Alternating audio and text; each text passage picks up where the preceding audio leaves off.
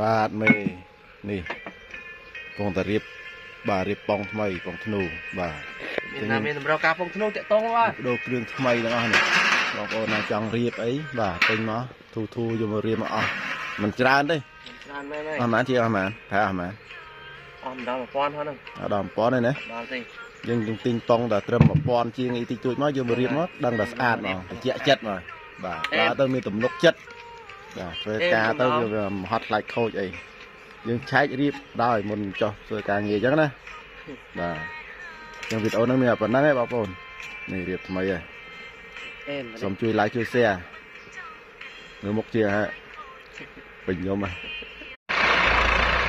បាទតា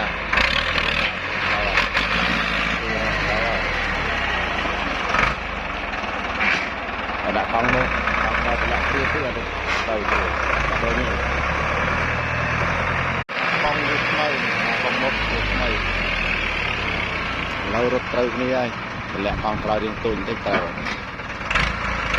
ហើយបើវានៅវិញយើងបន្លាកង់មុខទៅធំវិញមកយើងឲ្យទៅអាមុខទាញញាក់តិចតិចជួមែនបាទចាប់ដើមហើយចាប់ដើមដាក់លោសាមើ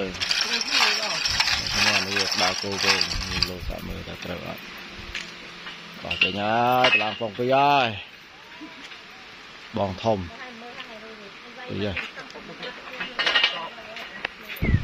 ហ្នឹងហើយតើឃើញច្បាស់អញ្ចឹងបាទហ្នឹងទឹកដៃជើងខ្ញុំបាទแล้วកាត់មកកណ្ដាស់ទីខុយហើយឥឡូវចាប់ដើមដាក់ពងទៅចូលហើយចាប់ដើមហើយលោមើលតើវាត្រូវអត់ហើយចាំយើងរើដូរបដាងពងរើមើលសិនអស់លោមើលសិនចែកជាងធ្វើតែម្នាក់ឯងនេះចោលលាក់ពីសងខាងលើកម្នាក់ឯងទៅលើអានោះតិចលើនឹងតិចអេមទេមកសាកមកគ្រឿងនេះនេះវាកាត់យកមកទៅហើយតាមបានបាយនេះតើមកឲ្យយើងមកទៅប្រាក់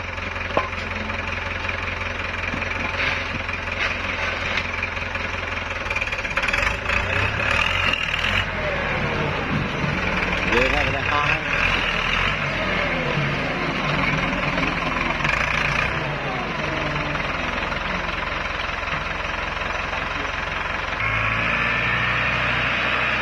ចូលមកតម្លាក់កង់ក្រោយឡើងទៀតហើយដោយសារកង់មកតូចយើងតម្លាក់កង់ក្រោយទៅទៀត